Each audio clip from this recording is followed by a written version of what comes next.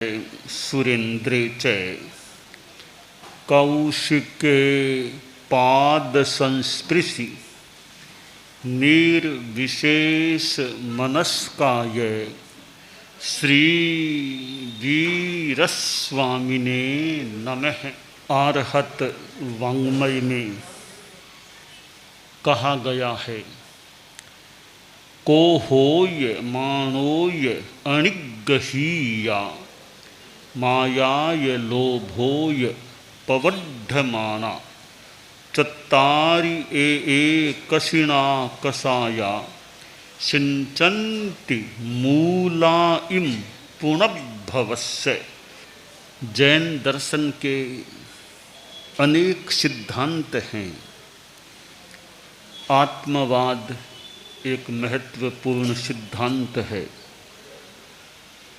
आत्मवाद से जुड़ा हुआ कर्मवाद भी एक सिद्धांत है और आत्मवाद व कर्मवाद दोनों से जुड़ा हुआ एक सिद्धांत है पुनर्भववाद, पुनर्जन्मवाद।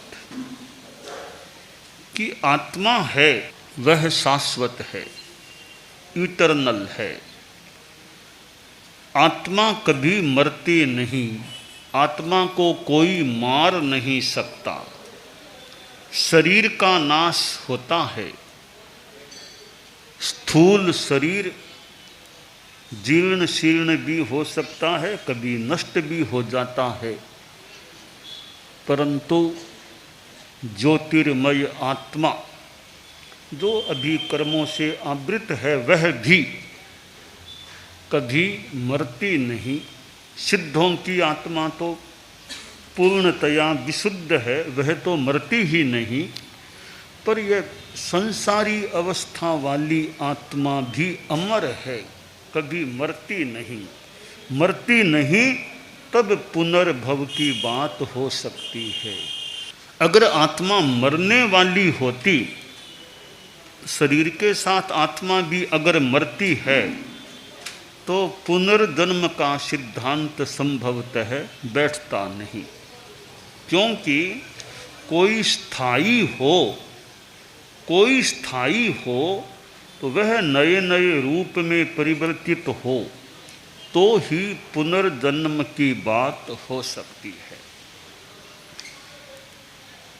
कई व्यक्तियों को अपने पिछले जन्म का ज्ञान भी हो सकता है, अनेक जन्मों का ज्ञान हो सकता है। शास्त्र में बताया गया है, सह सम्मुयाय पर वागरणेणम अणे सिंह वा अंति ए स्वच्चा। स्वे स्मृति, अपने आप को स्मृति हो जाए, कोई निमित्त मिल जाए। जैसे पिछले जन्म में साधुओं से संपर्क रहा था, अब इस जन्म में साधुओं को देखने का मौका मिलता है, तब लगता है अरे ये तो मेरे कोई देखे हुए लगते हैं, ऐसे मैंने पहले भी कभी देखे थे। क्यों थोड़ा गहराई में आदमी जाता है, मानो पर्दा हट जाता है। पर्दा हटता है मानो पिछला जन्म सामने दिखने लग जाता है। हाँ, मैंने साधुओं को देखा था, मैं साधुओं के पास रहा था, या मैं खुद साधु बना था। ऐसी स्मृति हो सकती है। पिछले जन्म की स्मृति खत्म हो जाती है। जब आदमी की मृत्यु होती है, फिर आगे जन्म होता है, तो ऐसी स्थिति बनती है कि वो मृत्यु के साथ मानो और जन्म के साथ कोई पर्दा सा आ जाता होगा कि पिछली स्मृतियां समाप्त। फिर कभी कभी वे स्मृतियां उघड़ती हैं, अनावृत होती हैं, तो सामने दिखने लग सकता है मैं वहाँ था, ऐसा था, इस रूप में रहता था। तो यह पूर्व जन्म है तो पुनर्जन्म हो गया, पुनर्जन्म है तो पूर्व जन्म भी हो गया। एक प्रश्न होता है कि यह आत्मा पुनर्जन्म क्यों लेती है, क्या कारण है, क्यों बार बार जन्मती है। इस बात का उत्तर शास्त्र में दिया गया है कि ये गुस्सा, कोह, मान, अहंकार, माया, लोभ, ये जब ज़्यादा होते हैं, तीव्र होते हैं, तो पुनर्जन्म के मूलों, जड़ों का ये सिंचन करते हैं और आगे से आगे, आगे से आगे जन्म होता रहता है। जब कभी ये कसाय, कोह, मान, माया, लोभ क्षीण हो जाते हैं, उसके बाद कभी पुनर्जन्म होता नहीं है। कोई आदमी कह दे कि पुनर्जन्म की बात आप बताओ भले, पर प्रमाण क्या है आपके पास, क्या प्रूफ है कि पुनर्जन्म होता है। बिना प्रमाण के हम कैसे मानें। ठीक है, तो हमारा प्रतिप्रश्न है कि पुनर्जन्म नहीं है, इसका आपके पास क्या प्रमाण है। आप ये प्रमाण दो हमको कि पुनर्जन्म इसलिए नहीं होता, यह प्रमाण है। कि प्रमाण तो नहीं है, तो ठीक है, प्रमाण न आपके पास है, मान लो हम भी नहीं दे पा रहे हैं, दोनों एक समान हो गए हम तो। न आपके पास पुनर्जन्म नहीं है, इस बात का प्रमाण है, मान लो हमारे पास वो प्रमाण नहीं है कि पुनर्जन्म है ही, तो हम तो दोनों सरीखे हो गए, एक समान हो गए। अब क्या करें बोलो, अब क्या करें। इसका एक रास्ता बताया गया है। एक संस्कृत का श्लोक है, संदिग्धेपि परे लोके त्याज्यमेवा शुभम बुधई अथवा कार्यमेव शुभम बुधई यदि नास्ति ततः किं स्यात् अस्ति चेन् नास्ति को हतः। कि पुनर्जन्म के बारे में संदेह हो जाए, है अथवा नहीं, क्या पता है क्या पता नहीं है, इस स्थिति में क्या करना चाहिए। श्लोककार ने कहा कि एक काम करो, अशुभ कार्य जिंदगी में मत करो और शुभ कार्य करो। इससे क्या होगा कि संदेह है मन में पुनर्जन्म होता है या नहीं, तो अगर पुनर्जन्म नहीं है, इस जीवन के बाद कुछ भी नहीं है, जीवन समाप्ति के साथ सब कुछ यह समाप्त हो गया, तो तुमने बुरे काम नहीं किए, अच्छे काम किए, तो क्या नुकसान होगा। पुनर्जन्म नहीं भी है, हमने अच्छे काम किए जिंदगी में, बुरे काम नहीं किए, तो नुकसान क्या होगा। अच्छा शांति का, सुख का अच्छा जीवन जी लिया, किसी को दुख नहीं दिया, शांति में रहे, तो अशुभ काम नहीं किए, शुभ काम किए, तो पुनर्जन्म नहीं भी है, तो कोई खास नुकसान वाली बात क्या होगी। अगर पुनर्जन्म है तो हमने बुरे काम नहीं किए, अच्छे काम किए, हमें आगे भी आशा करें अच्छा जन्म मिल सकेगा। एक आचार्य जी थे, तो आचार्य जी शरीर से या थोड़े स्वस्थ कम थे, थोड़ा शरीर भारी भी था, पैदल यात्रा करते, तो एक कोई आदमी जो उनके यों परिचित था, संपर्क में था, अच्छा एक कृपा भाव उस आदमी के प्रति आचार्य जी का रहा होगा। वो आदमी एक दिन आया, बोला गुरुजी मुझे बड़ी तरस आती है, दुख होता है आपको देख करके, आपका शरीर भी भारी है, फिर आप पैदल यात्रा करते हो, वहाँ जाओ वहाँ जाओ वहाँ जाओ वहाँ जाओ, फिर ये गर्मी में और पसीना आना और रात को पानी भी आपको नहीं पीना, ये इतना कठोर जीवन आप जी रहे हो गुरुजी, इतना कठोर जीवन जीने से फायदा क्या है? गुरुजी आगे कुछ नहीं है, देख लेना, आगे कुछ नहीं है, ये है सो यहीं पर है। आप सोचते हो आगे मिलेगा, वो आगे कुछ नहीं मिलेगा, आगे कुछ है ही, आगे कुछ होता ही नहीं है, यही जीवन है। तो क्यों फालतू आप इतना कष्ट पा रहे हो? क्यों यह साधु का जीवन जी रहे हो? इतने परिसह सहना करना, मुझे दुख हो रहा है, क्यों आप फालतू कष्ट, आगे तो कुछ है नहीं, क्यों कष्ट पा रहे हो? तब आचार्य जी बोले कि देखिए, आपने जो कहा कि आगे कुछ नहीं है, एक बार, हालांकि मैं तो नहीं मानता, फिर भी एक बार आपकी बात को सामने रखते हैं कि आगे कुछ नहीं है, मान लो। तो देखिए, हम तो साधु लोग हैं, शांति का, आनंद का जीवन, आत्मिक आनंद में हैं, बहुत शांति में हैं, जितना बन पाता है लोगों को अच्छा रास्ता बताते हैं, धर्म की बातें बताते हैं। तो हम तो शांति में हैं, आगे कुछ नहीं भी है तो नुकसान क्या हुआ?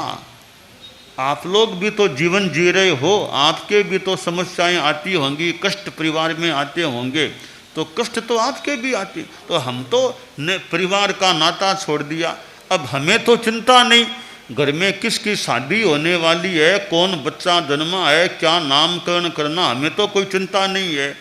आपको शादी है, शादी में तो जाना पड़ेगा, वहाँ जाना पड़ेगा, कितने आपको संबंध निभाने, हम तो साधु हैं, न कोई शादी की चिंता, घर परिवार को छोड़ दिया, और परिवार में शादी हो तो हो और नामकरण हो तो हमें तो कोई मतलब नहीं है, बिल्कुल आनंद भीतरी शांति में जी रहे हैं। तो आगे कुछ नहीं भी है तो हम तो नुकसान के सौदे में क्या रहे, पर शांति में जी रहे हैं। वो सामने बैठे थे व्यक्ति, तो फिर आचार्य जी बोले, मैंने ये बात आपकी बात के संदर्भ में कही, अब हमारी बात है कि पुनर्जन्म भी है, यह मानकर हम चलते हैं। अगर हमारी बात सही है कि पुनर्जन्म है, पुण्य पाप का फल है, तो गुरुजी, तो अगर पुनर्जन्म है, पुण्य पाप का फल है, हम तो पापी लोग हैं, इतने जरबे पड़ेंगे, जूते पड़ेंगे, धरती भी नहीं झेल पाएगी, हम तो पापी लोग हैं।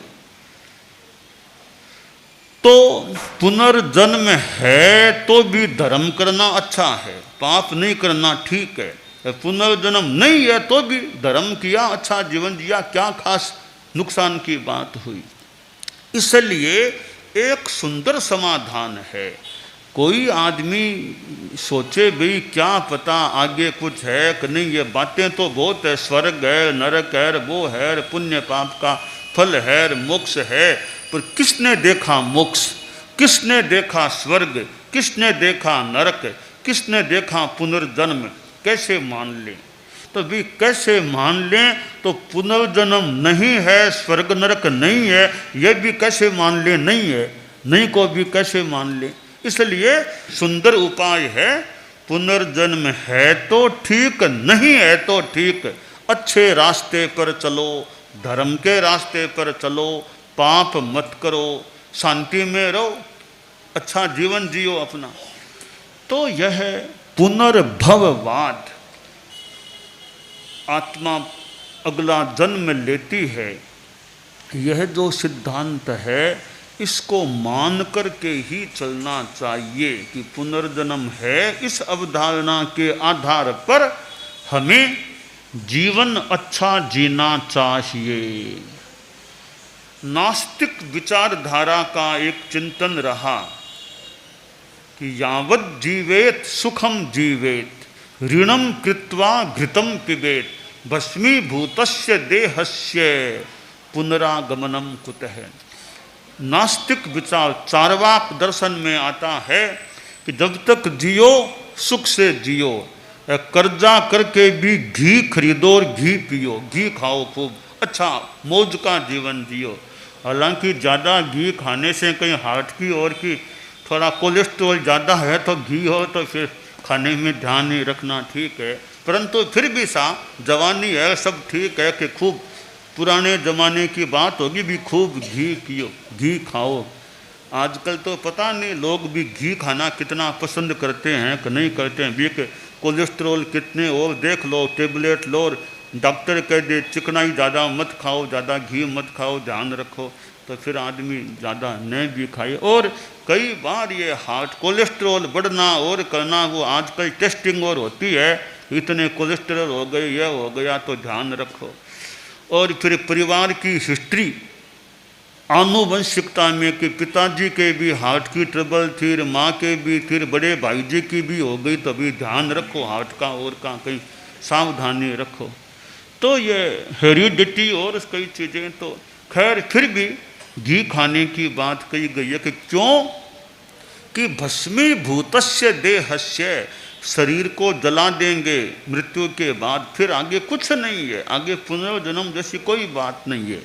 यह नास्तिक विचारधारा का चिंतन है, जबकि आस्तिक विचारधारा कहती है पुनर्जन्म है, आत्मा अमर है, पुण्य पाप का फल है, आगे फल भोगना पड़ेगा, फूंक फूंक कर पैर धरो, पाप मत करो, हंस हंस कर कर्म बांधते हो, मतलब हंस हंस करके पाप कर्म करते हो, रोने पर भी नहीं छूटोगे, रोते रहोगे तो भी कर्म भोगने पड़ेंगे। इसलिए पाप कर्म का बंधन मत करो, किसी को फालतू तकलीफ मत दो, झूठ चोरी आदि आदि चीज़ों से बचो, 18 पापों से बचो, ताकि आत्मा शुद्ध रहे, अच्छे रहे, तो आगे भी अच्छा हो सकता है।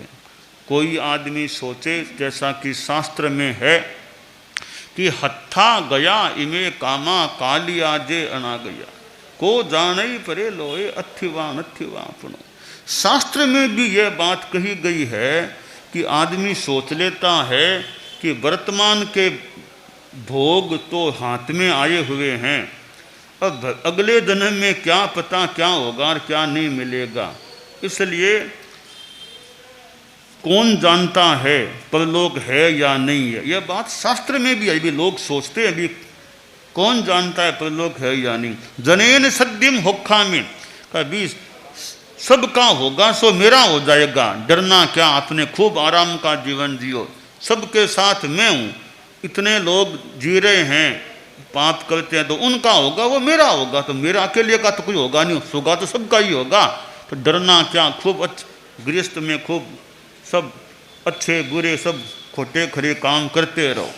यह चिंतन है वो आदमी कर सकता है, परंतु हम वर्तमान दुनिया को ही देखें, हम अगली बात तो बाद की रही, पुनर्जन्म की बात बाद की, वर्तमान जीवन को देखें।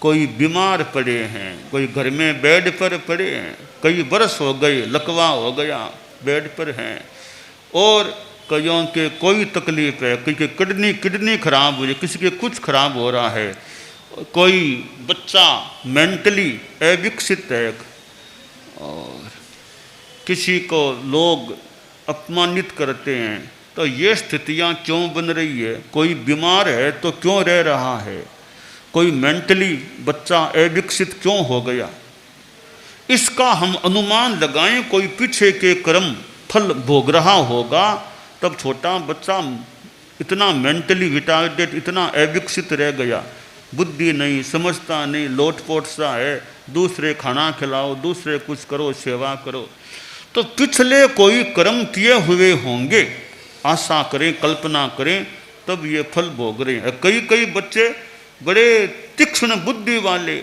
बड़े होशियार, कईयों का शरीर भी बड़ा निरोग है, 60 वर्ष पार हैं, फिर भी 15 किलोमीटर चलना हो तो चल लो, और दिन भर काम करा लो, भोजन आदि छोड़ दो, काम कराओ खूब अच्छी तरह काम, शरीर में कोई खास बीमारी नहीं है। इसका मतलब कोई पीछे ठीक कर्म किए होंगे तो जीवन ठीक चल रहा है। 80 आ गए, 85 आ गए, तो भी खुद का काम खुद कर लेते हैं, अपना खुद का सारा काम निकाल रहे हैं, मन से भी ठीक है, दिमाग भी ठीक है, काम कर, तो पीछे कोई पुण्याई होगी या अच्छा किया, बुरा नहीं किया होगा, तो अच्छा जीवन जी रहे। तो इन चीज़ों से हम अनुमान लगा सकते हैं कि पीछे भी कोई जन्म था हमारा, तब कोई कर्मों का फल अब मिल रहा है। इस प्रकार यह पुनर्जन्म की बात को मान करके ही हमें अपने इस जीवन को अच्छे ढंग से जीना चाहिए, सन्मार्ग पर चलना चाहिए, गलत रास्ते से बचना चाहिए कि जियो संयम से, जितना जी सके शांति से जिए, जीने दो कि दूसरों के जीने में बाधा मत डालो, खुद संयम से जियो, शांति से जियो। तो यह पुनर्जन्म का सिद्धांत है, वो जैनिज्म का तो है ही, और भी जगह पुनर्जन्म की बात आती है। हम अपना जीवन अच्छा जिए, धर्म का जीवन जिए, यह है कल्याणकारी बात हो सकती है। दानान सेठम अभयपयाणम सच्चेषु या अणवज्जं वयन्ति तवेषु या उत्तम बंभचेरम लोगुत्तमे समणेनाय पुत्ते।